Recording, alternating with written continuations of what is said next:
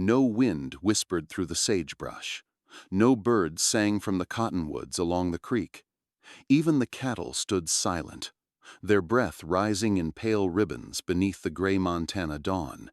Samuel Crawford stepped onto his porch and felt a silence that was not empty, but watching. They had come in the night, riders, shadows on horseback, ghosts made flesh. Not one had spoken, not one had moved. Yet he knew they were there encircling his ranch in a ring of ritual stillness. He didn't need to see their faces.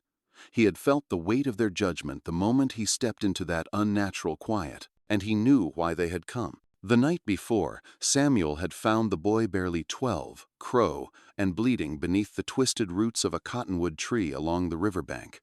The child's shirt was soaked with blood, his shoulder torn by a bullet. His eyes-black pools of terror had locked onto Samuel with the fierce instinct of the hunted. Samuel had crouched, slowly, carefully, palms open and voice soft. "Easy now, son," he'd said, like he was speaking to a wounded horse. "I'm not gonna hurt you." The boy had whispered his name, Joseph. Joseph stands tall.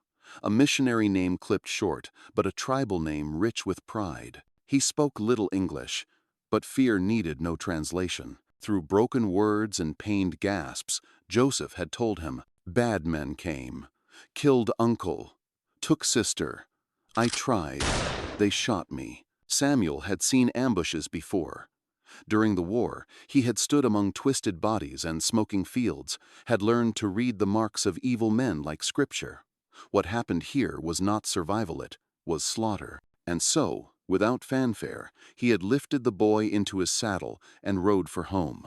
Now, standing barefoot on frost-bitten wood, Samuel understood what that decision had invited. The crow had comonat with torches or rifles raised, but with silence. A silence heavier than any bullet. At their head sat a man Samuel recognized.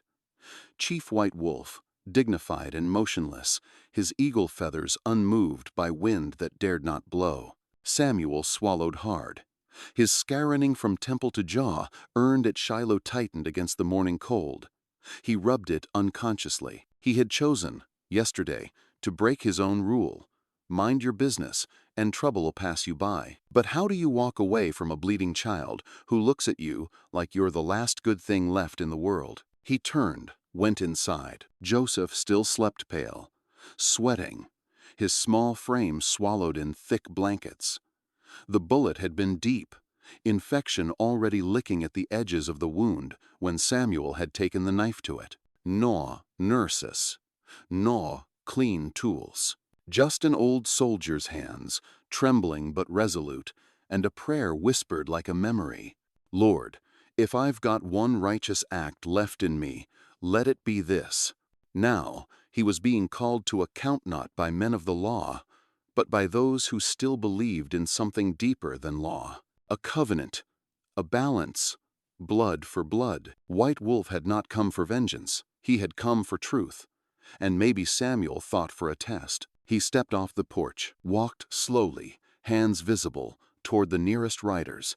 Dust crunched beneath his boots, his breath misted in the stillness. His voice, when he spoke, was steady but low. "Chief White Wolf, you honor my home." From beneath a broad, feathered headdress, the chief's eyes did not blink. "You harbor a child not your own. You pulled a bullet from his flesh. You know what that means?" Samuel nodded once. "I reckon I do."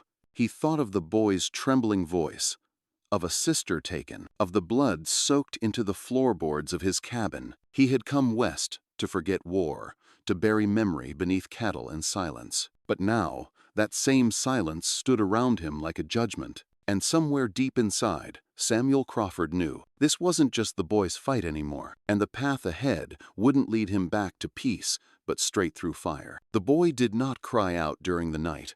Not even once. Samuel had expected it, the fevered thrashing, the pain, the nightmares, but Joseph lay still, save for the occasional shiver.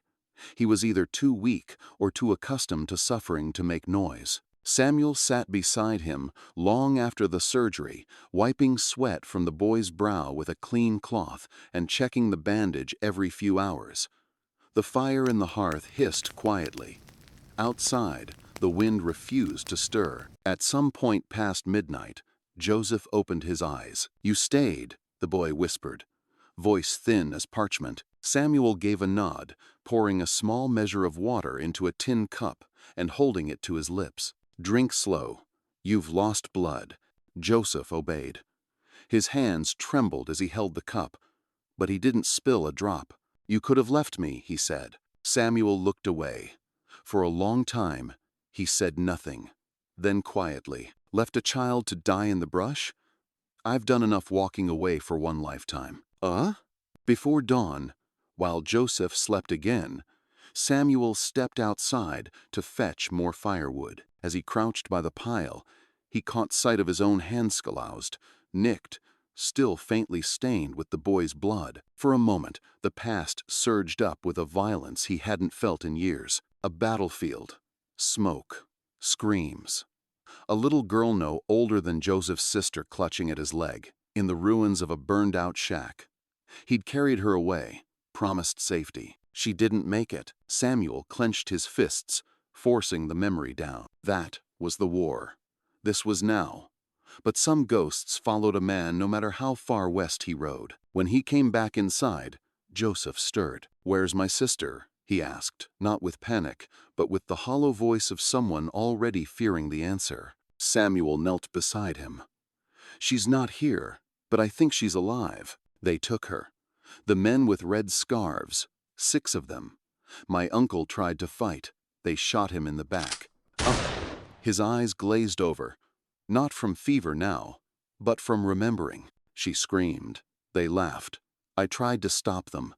That's when they shot me. I ran, hid in the roots of the big tree." Samuel listened, jaw tight.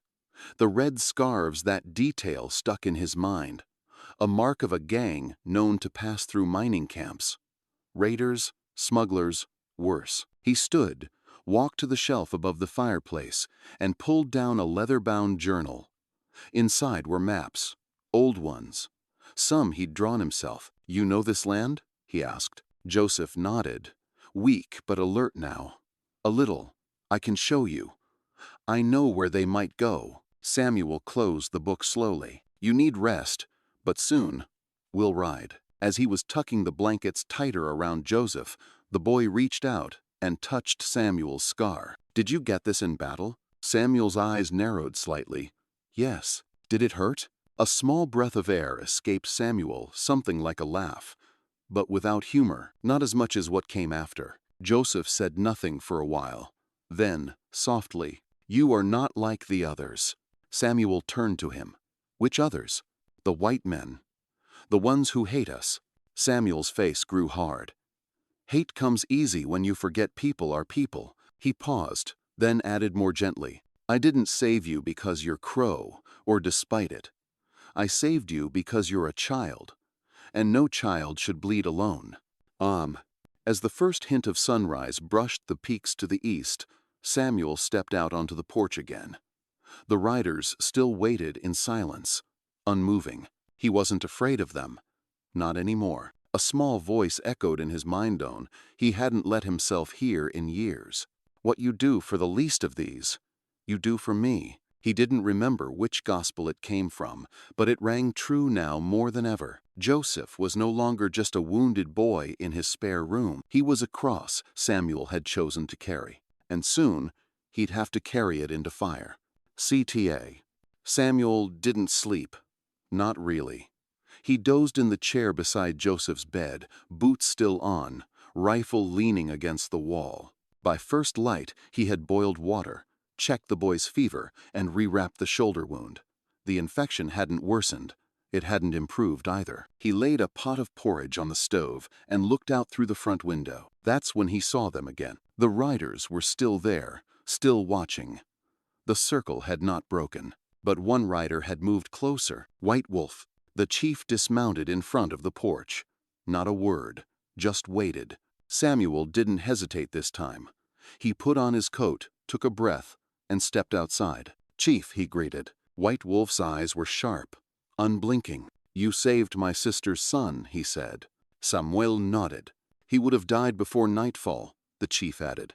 "I know," Samuel replied. That's why I didn't wait for permission. White Wolf paused.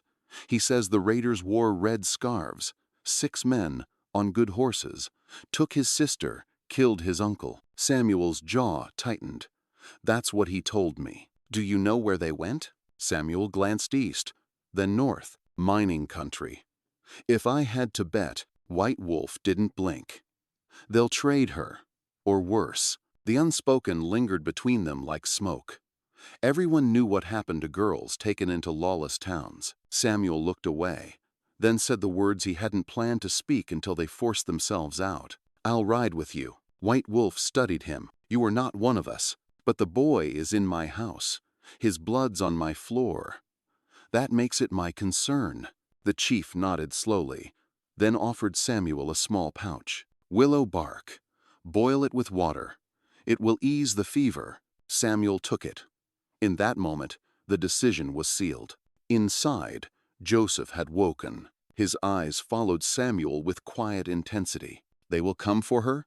We'll go for her, Samuel corrected. With your uncle's people. The boy tried to rise, then winced. I must help. I know the land. Samuel shook his head. You're still healing.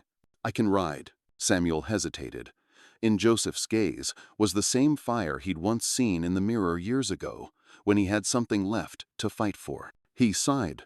Then you ride with me. But we do it my way. Slow, careful. Joseph nodded once. Deal. As the morning stretched on, Samuel prepared. He dug out his war saddle, checked his rifle, sharpened a skinning knife.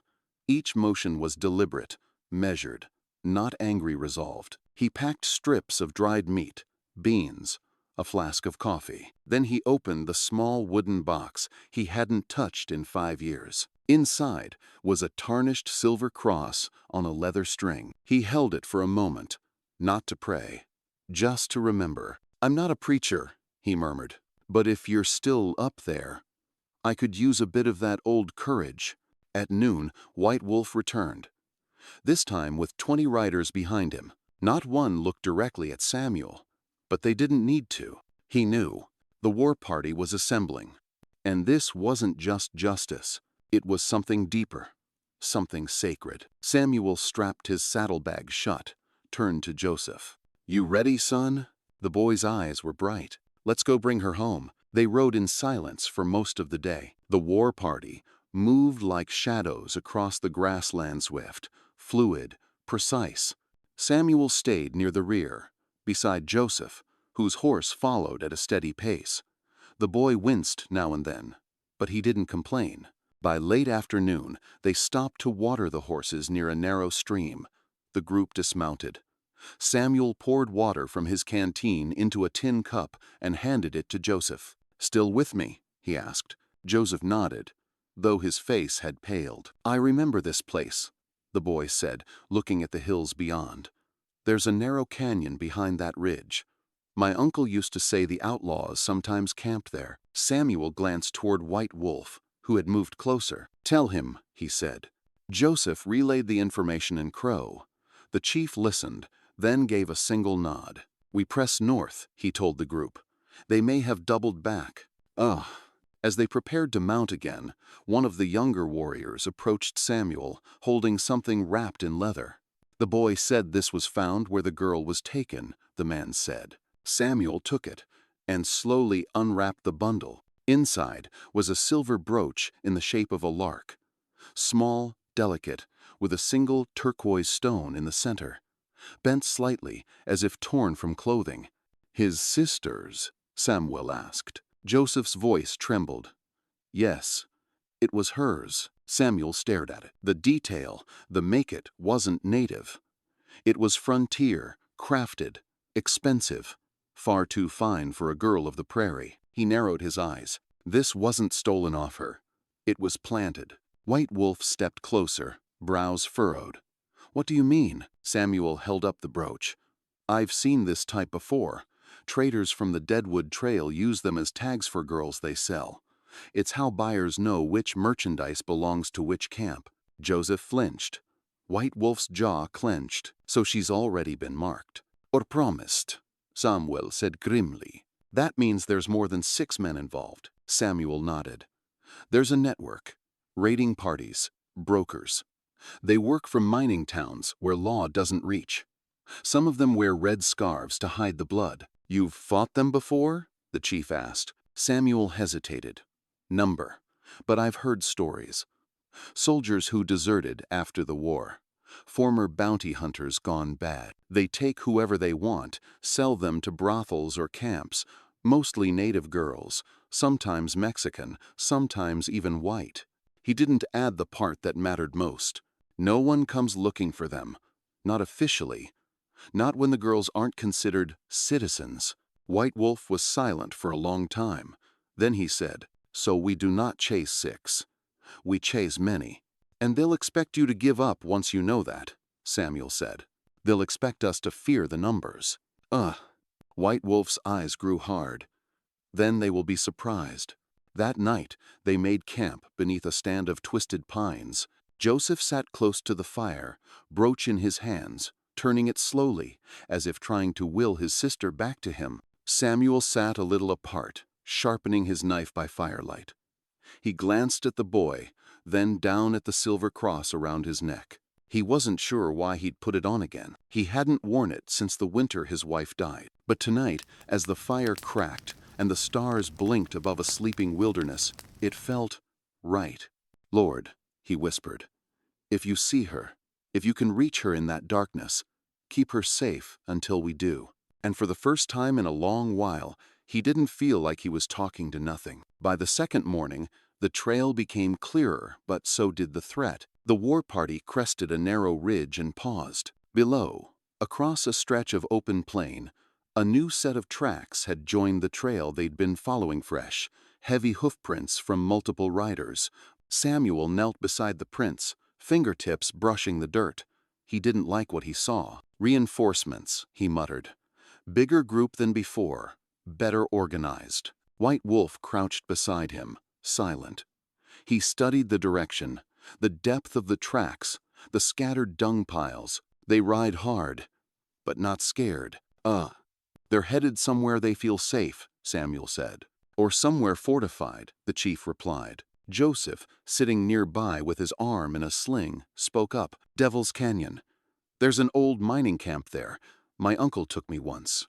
Big walls, hidden caves." White Wolf stood slowly, his eyes darkened. "Then that is where they go." They pushed forward. The landscape grew harsher jagged rock, narrow gullies, ancient trees bent by wind and time. By late afternoon, the war party stopped at a cliff's edge overlooking a winding valley. Smoke curled faintly in the distance. Samuel looked through his spyglass. What he saw made his stomach churn. At least 8 men moved about the camp below. There were lean-tos, rusted shacks, and a single long cabin guarded at both ends. One figure's light, cloaked in tattered blue, was led briefly from the cabin to a water trough. A guard pulled her roughly by the arm. She stumbled. Samuel said, "That's her." Joseph didn't speak. He only gripped the edge of his saddle tighter. White Wolf lowered his own glass. "She still lives, but not for long," Samuel said quietly. "They're getting ready to move." That night, around the fire, the warriors made plans. Quiet voices, sharp eyes. Samuel sat apart again, his rifle across his lap, running oil down the barrel with steady hands. But his mind wasn't calm. He'd fought men before. He'd taken lives. During the war, there had been moments where right and wrong blurred, and blood became just another color in the soil. But this felt different. He looked at Joseph, asleep now, fingers still curled around the brooch, and he felt something old rise up in him. Not rage, conviction. "You all right?" a voice asked. It was White Wolf. He had approached silently, like always. Samuel didn't answer at first. Then, "I swore I'd never pick up arms again. After the war, after everything. I came here to grow cattle, not carry crosses." White Wolf nodded. "And yet, here you are. What if I can't do it again?" Samuel asked, eyes distant. "What if I fail her? Fail him?" The chief, crouched by the fire, stirring embers with a stick. "There's an old crow saying," he said, "the fire does not ask if the wood is afraid to burn. It simply burns." He looked at Samuel. "You are in the fire now." Samuel said nothing, but his grip on the rifle tightened. As the fire crackled low, Samuel closed his eyes and whispered into the dark, "God, if there's any justice left in this land, let it ride with us at dawn." And in the silence that followed, he thought he heard something, a soft rustling through the pines. Not fear, not doubt, but the sound of a storm gathering its breath. They broke camp before the sun touched the rim of the earth. Samuel moved with purpose, now no longer unsure of his place. He packed his saddlebag in practiced silence, the way soldiers do when they know what the day may bring. Joseph stood beside him, one arm still bound in linen, the other adjusting the cinch strap of his pony. He moved slower than the others, but he moved with determination. "You're sure you want to be part of this?" Samuel asked. Joseph looked up at him. "She's all I have left." Samuel nodded, placing a hand on the boy's shoulder. "Then let's bring her home." White Wolf called the war party into a half-circle near the cliff's edge. He spoke in Crow first words, sharp and rhythmic, like iron on stone. Then, switching to English for Samuel's benefit, "We will split. One group drives them into the canyon. The other, smaller, faster, gets ahead, enters from the North Pass. We strike together at sunrise." Samuel raised a brow. "You want me in the forward team?" White Wolf gave a rare smile. "You know how men like that think. You've fought them before." Samuel didn't argue. He merely checked the chamber of his Winchester, then nodded. "All right." They rode the long way around. The northern path was narrow, barely wide enough for a single rider at times. Sheer drops to one side, pine roots curling across the trail like fingers of old ghosts. Samuel led, followed by 2 Crow warriors and Joseph. The boy rode quietly, scanning the terrain, pointing out shortcuts and hidden paths like he was tracing an old memory. At one sharp bend, he pulled up suddenly. "Here," he said, breathless. "There's a game trail below. It drops into the back of the canyon. Not marked, not guarded. Only we know it." Samuel looked down at the narrow path, snaking beneath the ledge. "You're sure?" Joseph gave a solemn nod. "My uncle called it the Coyote's Jaw. We used it to escape flash floods when we hunted." Samuel glanced at the warriors. They nodded in agreement. Then he smiled at Joseph. "You're more than a tracker, son. You're a tactician." The boy smiled for the first time in days. As night approached, they reached a ridge overlooking the back of the mining camp. It was as Joseph had said, unguarded, overgrown, the perfect blind spot. Samuel pulled out his spyglass again. Through the dimming light, he saw men laughing near the fire, passing bottles. One sat sharpening a blade. Another cleaned his rifle, and there near, the edge of the main Cabina girl sat tied, her dark hair matted, her chin tucked to her chest. "That's her," Joseph whispered, voice tight. Samuel's eyes narrowed. "Then we end this tomorrow." That night, they did not light fires. They spoke little. Just final checks blades, bullets, signal cues. Samuel leaned against a boulder, staring into the moonless dark. From his shirt, he drew the cross again. Not for show. Not even for hope. For grounding. "They won't expect a white man to come from this side," he murmured to himself, least of all with Crow warriors. He wasn't praying now. Not exactly. But somewhere deep in his chest, a voice not his own whispered, "Blessed are the peacemakers, for they shall be called the children of God." And Samuel, for once, believed it. Not because he was bringing peace in the worldly sense, but because he was finally standing between evil and the innocent, where a man of faith was always meant to be. The night air was dry and sharp, filled with the scent of pine resin and old earth. No one spoke. They lay among the boulders and brush, close enough to the edge of the canyon to see the faint glow of the enemy's campfire. Every so often, a laugh or a curse drifted up on the wind, reminding them what waited below. Samuel sat with his back against a stone, rifle resting across his knees. His coat was pulled tight, but the cold still got in, the kind of cold that didn't just touch the skin, but reached for the soul. Joseph curled nearby, half dozing, the brooch still clutched in his good hand. Samuel watched him for a long time, marveling at the boy's resilience. How had he survived that ambush? The blood loss, the fear, and what kind of world left children to carry this weight? Samuel's thoughts turned inward. He remembered the day he buried his wife, the wind that wouldn't stop blowing, the preacher's voice drowned by silence. He hadn't cried. Not then. Not even when he stood over her grave alone for hours. He had whispered one thing into the soil. If this is what love leads to, I want no part of it again. Ah! Since then, he had lived like a ghost, keeping his distance, tending his land, avoiding anything that might ask him to feel. But Joseph had cracked something open, not just the boy's wound, his own. White Wolf moved silently through the darkness, kneeling beside him without a word. He held something wrapped in soft leather. "For you," the chief said. Samuel unwrapped it to reveal a feather-long, dark, bound with red thread. "It is given to those who stand between harm and the helpless," White Wolf said quietly. "It does not make you crow, but it means you are counted." Samuel looked at it for a long moment, then nodded. "Thank you." White Wolf studied him, then asked the question Samuel had been avoiding. "What do you believe happens when a man dies?" Samuel didn't answer right away. Then he said, "Used to think we went where the Lord called us. Then I thought maybe we just disappeared." He paused, voice lower now. "But lately, I think maybe we go where we're remembered." White Wolf nodded slowly. "Then live in a way that you are remembered with honor." Later, as the moon crept above the canyon, Joseph woke. He sat beside Samuel, quiet for a while, then asked, "Are you afraid?" Samuel considered the question. "I'm not afraid to die," he said. "I'm afraid of failing her, failing you." Joseph looked at the cross around his neck. "Does it help?" Samuel touched it, fingers tracing the worn edges. "Not like a sword, not like a gun, but it reminds me who I answer to." Joseph nodded, then leaned his head against Samuel's shoulder. "You are like my uncle," he whispered, "strong, but sad." Samuel said nothing, but his hand found the boy's and held it, just for a moment. They watched the stars in silence.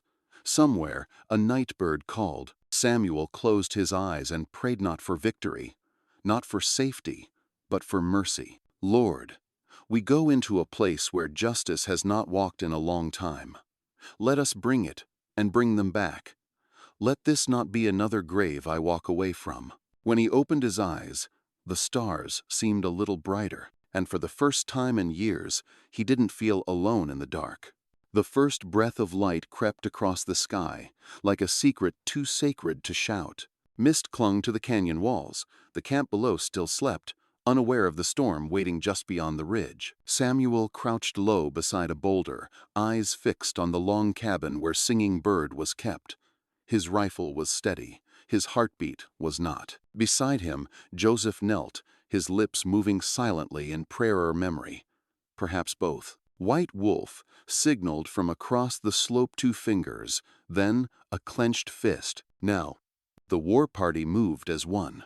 Silent, swift, sure, half-circled wide, descending from the main trail to create diversion. The other half Samuel's group slipped into the back of the camp through the game trail Joseph had revealed. A guard stood near the long cabin, barely awake, rubbing sleep from his eyes. He never saw the arrow that took him. Samuel reached the cabin door just as a shout rang out sharp, guttural. They'd been spotted. "Go," he barked, motioning to Joseph. "Find your sister."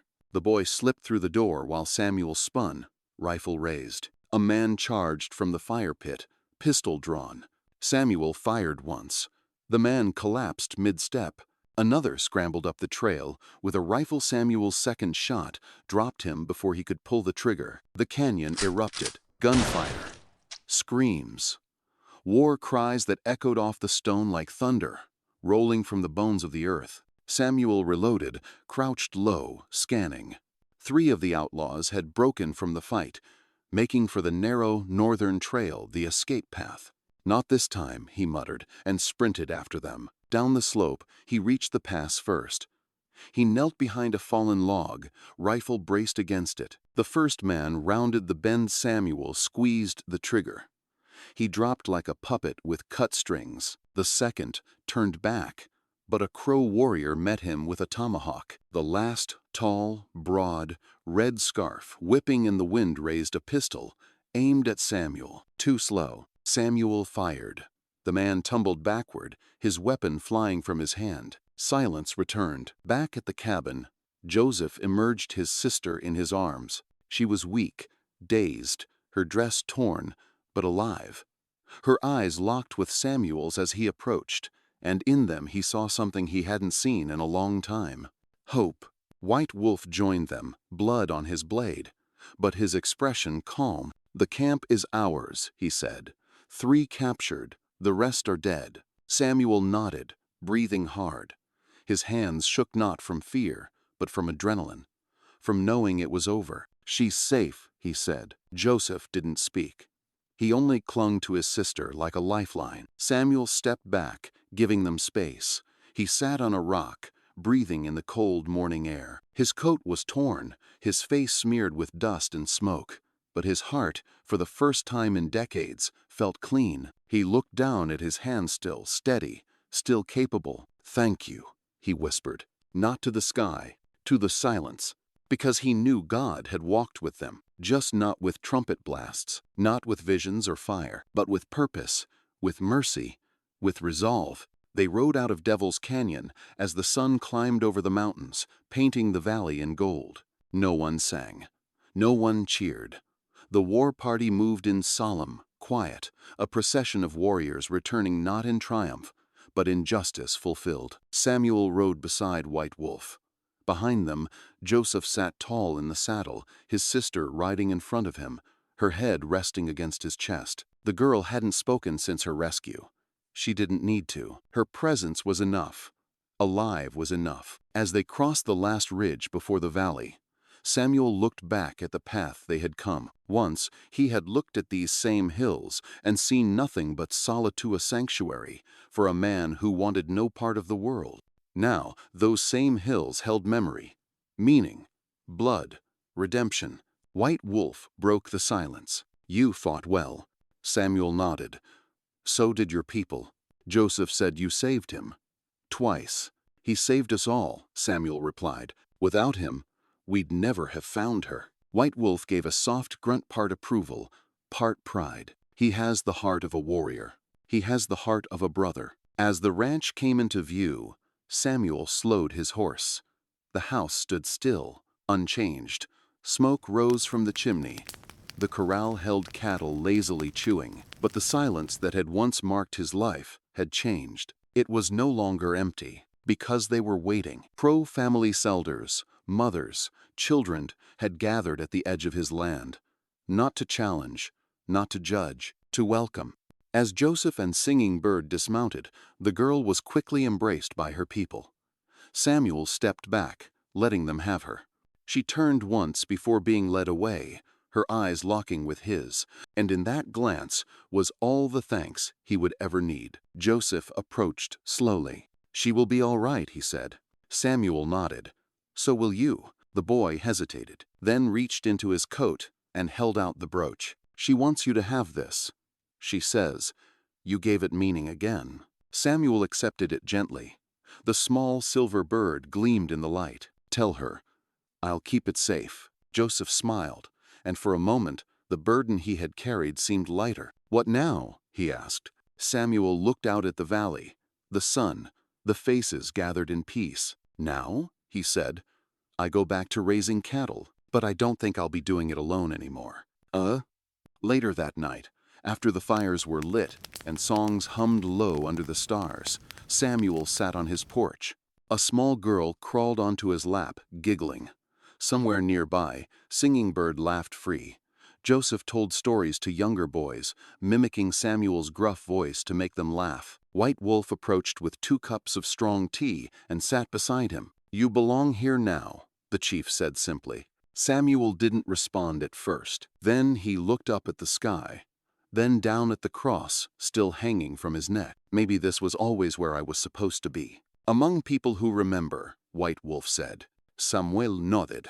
Among people who still believe. That night, as the last fire burned low, he placed the silver brooch on the mantle beside the cross. Two small things, but together they told a story of rescue, of return, of a man who once fled the world, but found it again in the eyes of a wounded child, and who finally understood peace isn't the absence of trouble, it's the presence of purpose. CTA. 3 days after the battle at Devil's Canyon, the dust had barely settled. Samuel stood at the edge of his pasture, eyes on the horizon.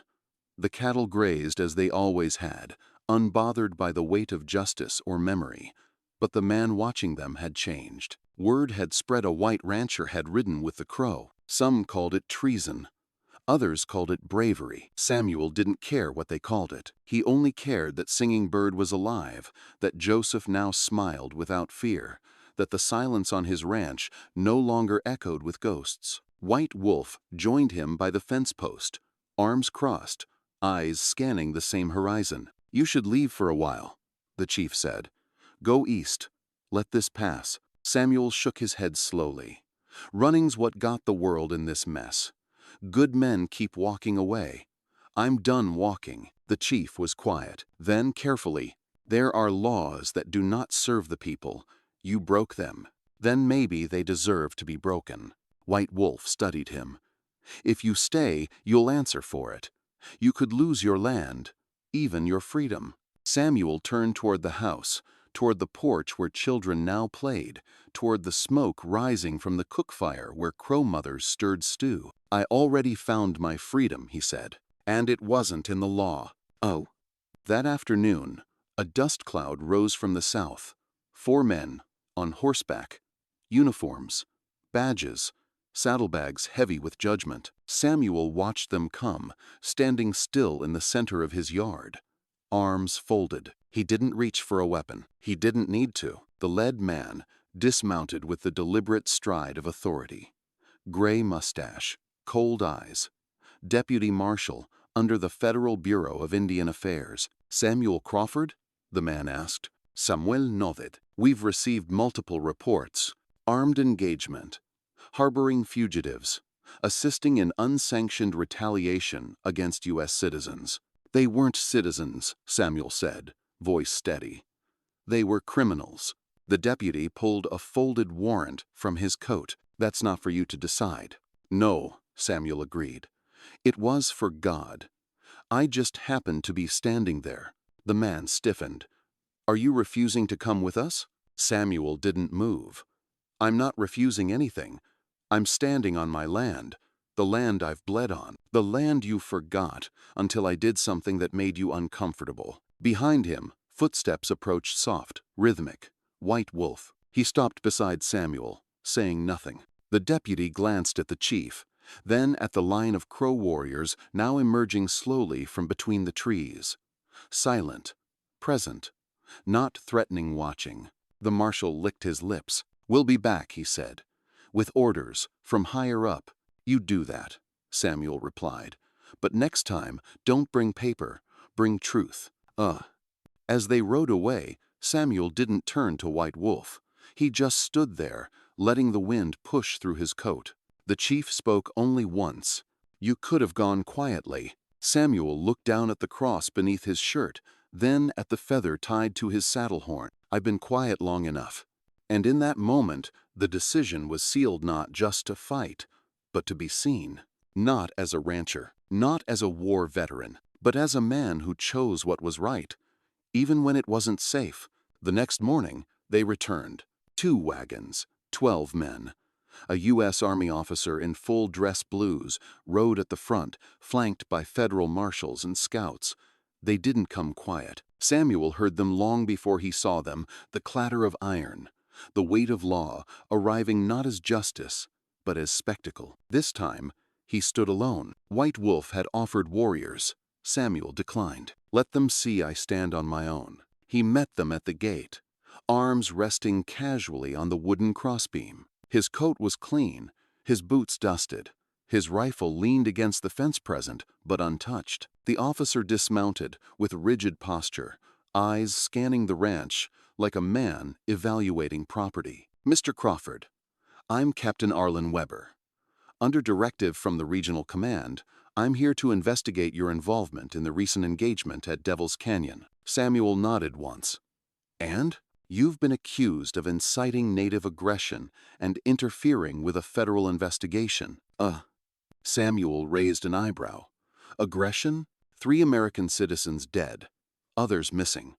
A known Crow war party involved." Samuel stepped forward, calm but unyielding. "Those citizens ambushed children, kidnapped a girl, murdered unarmed men.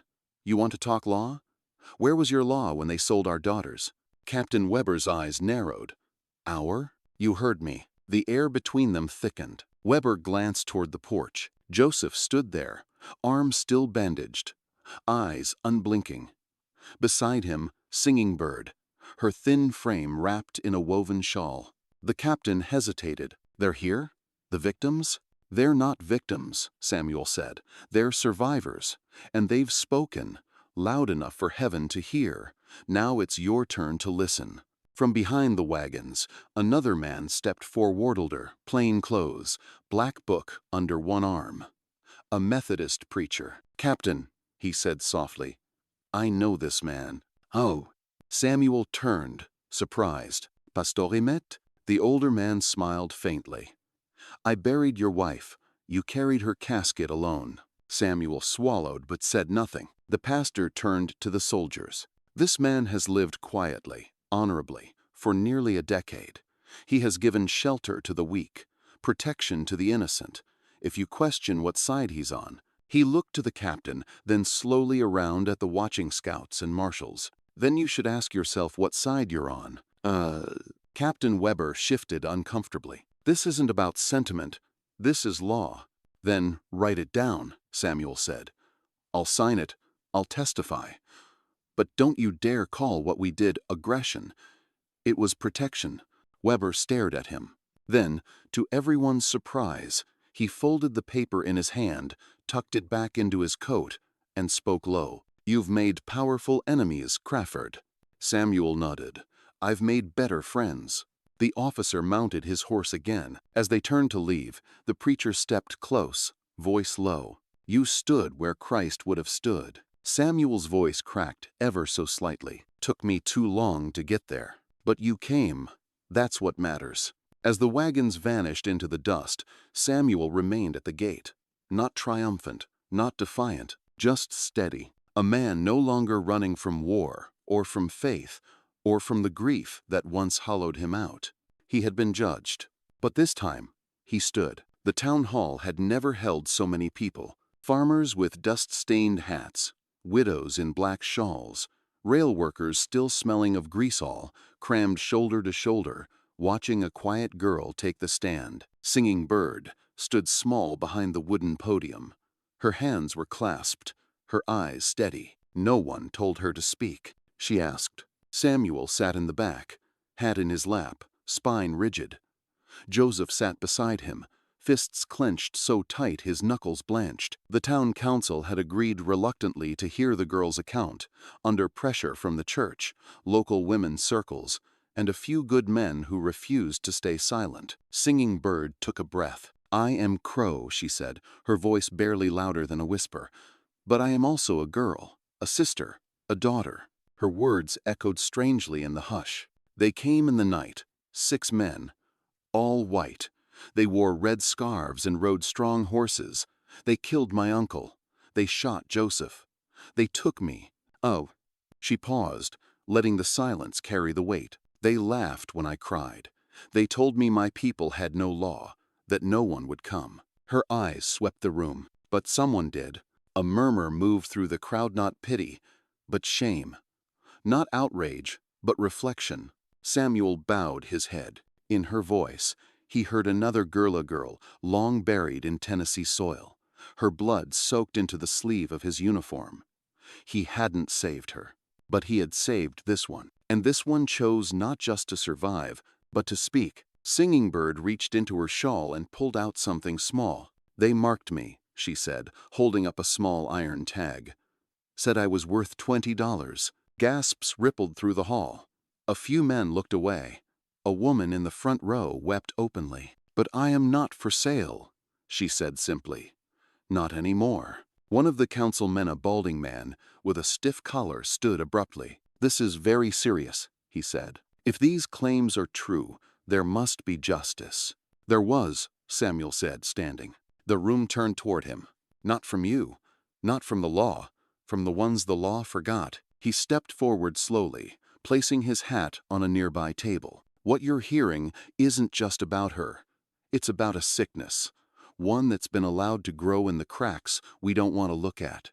He turned toward Singing Bird, who gave him a quiet nod. She's not the only one, and if we don't listen now, there will be more. From the side of the room, the Methodist pastor rose again. Let her voice be the first of many. He held up a battered Bible. Scripture says, "Speak up for those who cannot speak for themselves, for the rights of all who are destitute." He looked at the council. Well, are we still Christians in this town, or just cowards behind paper? The chamber fell into heavy silence. But the silence had changed. It was no longer denial. It was the breath before repentance. And in that stillness, the voice of a girl once stolen, now restored, rang louder than any gavel ever could. Justice always leaves a mark, not just on those who deserve it, but on those who dare to demand it. Within a week of the town hall, the backlash began. The marshal's office re-evaluated Samuel's permits. The local bank, under pressure from territorial investors, froze his credit. His cattle feed supplier suddenly tripled prices, and in the mercantile, whispers followed him like flies. That's the man who took up arms with the Indians. He turned on his own kind. What kind of Christian invites savages to his table? Samuel said nothing. He paid in coin. He walked with his back straight, but he felt it, the weight of old hatred wearing new clothes. One evening, a stone shattered the front window of his ranch house. No note, no voice, just the sound of cowardice breaking glass. He cleaned it without complaint, but Joseph saw, and so did Singing Bird. The next Sunday, Samuel didn't plan to attend church. But just after dawn, a knock came. Pastor Emmett stood there, collar tight, eyes fierce. "Get dressed," he said. "Not in the mood to sing hymns," Samuel replied. "Then come to hear one." The church pews were full, but the air was taut. Samuel entered late. The crowd parted slightly, uncertain whether to make room or make distance. He sat near the back, Joseph and Singing Bird beside him. Then the pastor stepped up to the pulpit. He didn't open his Bible. He didn't speak right away. He simply raised one hand and pointed. He stood where Christ would have stood. A murmur moved through the congregation. The pastor continued, "You want scripture? Here it is. When I was hungry, you gave me food. When I was naked, you clothed me. When I was a stranger, you welcomed me." He looked at the rows before him in Sunday coats, women in lace gloves. But we judged him. We gossiped. We threw rocks through windows while holding crosses in our hands. His voice rose. "Shame on us." Silence fell. Then, slowly, a woman stood, an old widow with silver hair and a face like weathered linen. She walked down the aisle and sat beside Samuel. Then another came, a school teacher. Then the town blacksmith. Then two children who slipped their hands into Singing Bird's blank, no words, just presence. After the service, Samuel stood on the steps of the church, blinking in the morning sun. Pastor Emmett came to him. "They won't all change," he said, "but some will." Samuel nodded. "That's enough." That afternoon, as the children played near the creek and the Crow families prepared supper under the cottonwoods, White Wolf approached with news. "We're giving you a piece of land," he said, "by the bend in the river, sacred ground." Samuel frowned. "Why me?" "Because you bled for what you did not have to protect.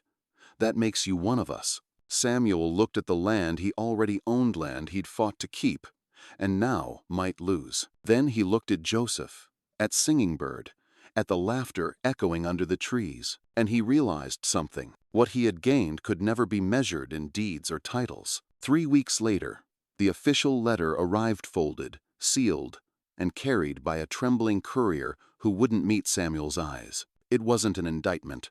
It wasn't an apology, either. Just bureaucratic ink on government paper. Due to insufficient evidence, the territory declines to pursue further legal action against Mr. Samuel Crawford.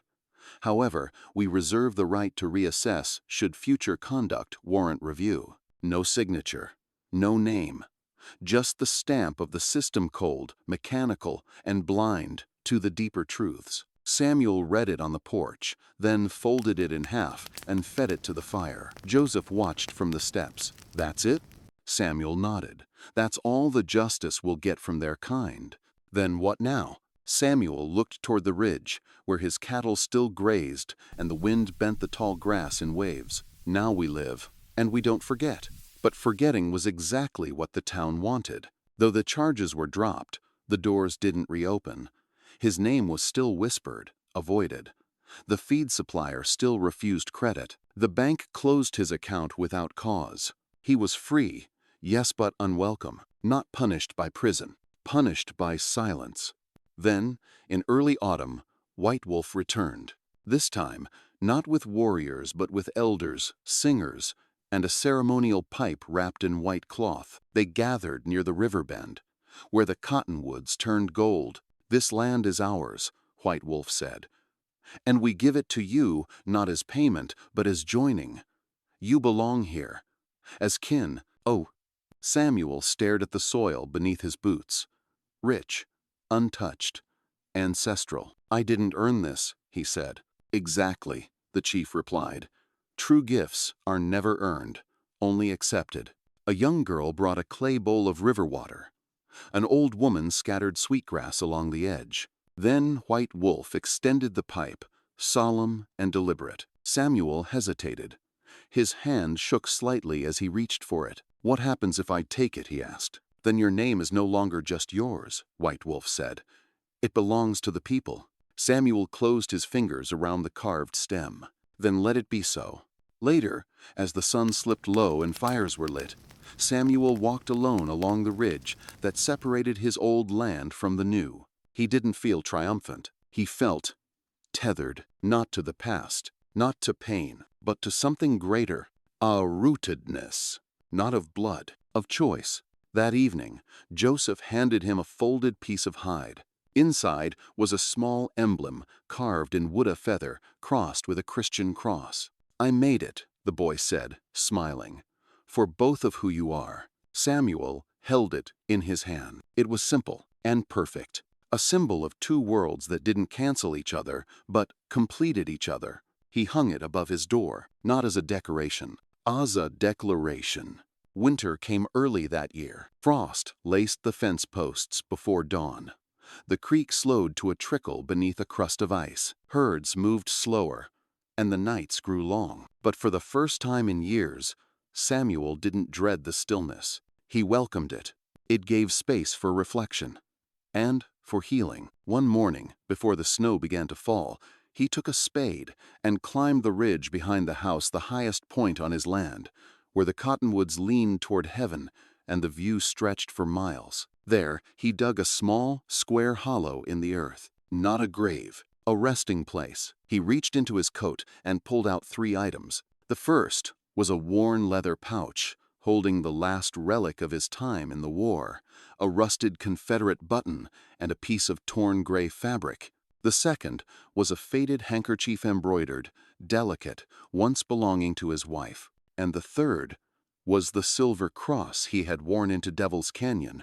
He laid them gently in the hole, side by side, then stood for a long while, breathing, remembering, releasing. From his saddlebag, he drew the feather White Wolf had given him, the one wrapped in red thread, and the carved token Joseph had made.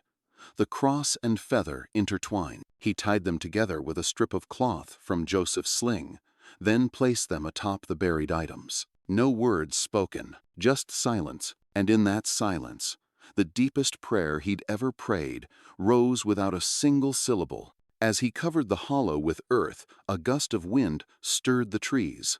The tall grasses bent like they were bowing.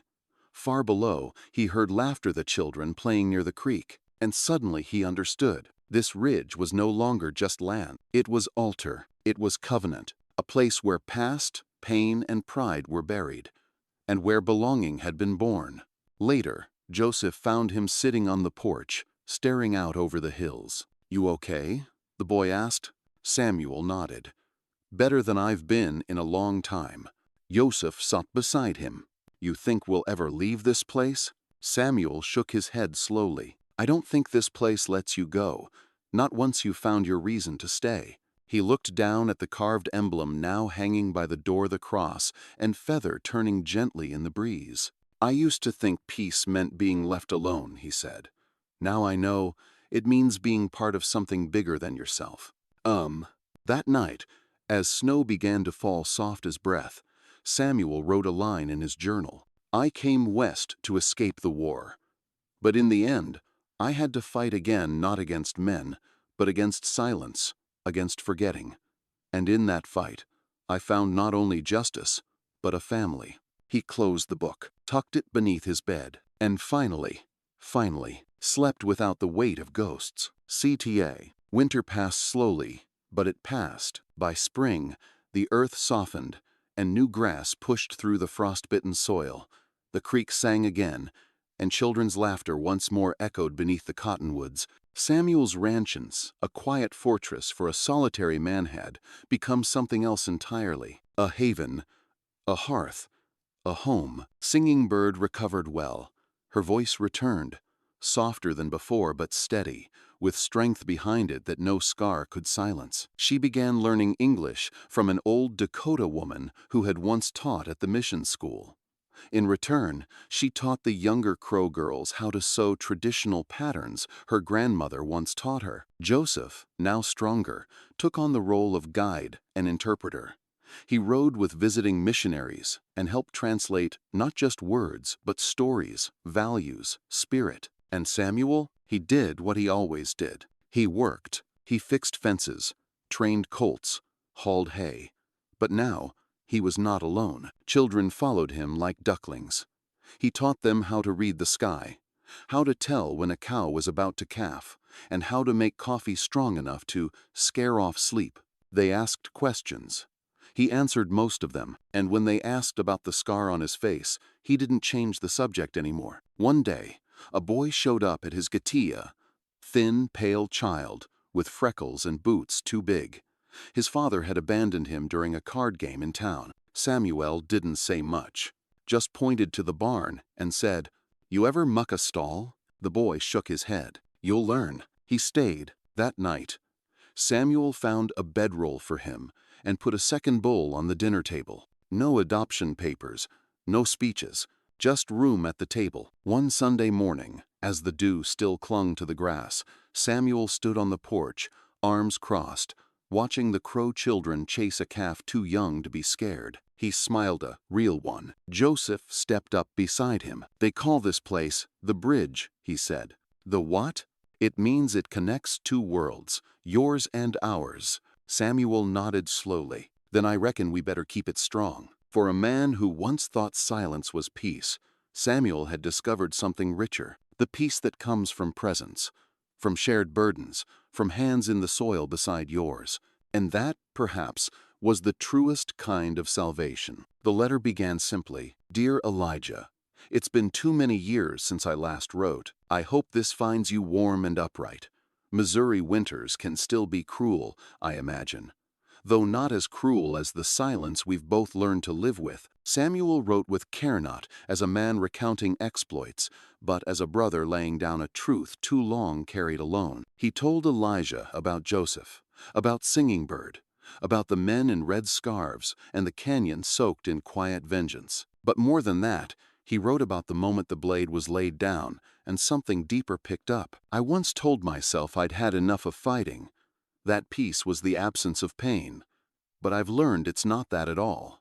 It's choosing to do what's right when it would be easier not to." He spoke of White Wolf, of the feather he had been given, and of a God who didn't shout from pulpits, but whispered beside campfires.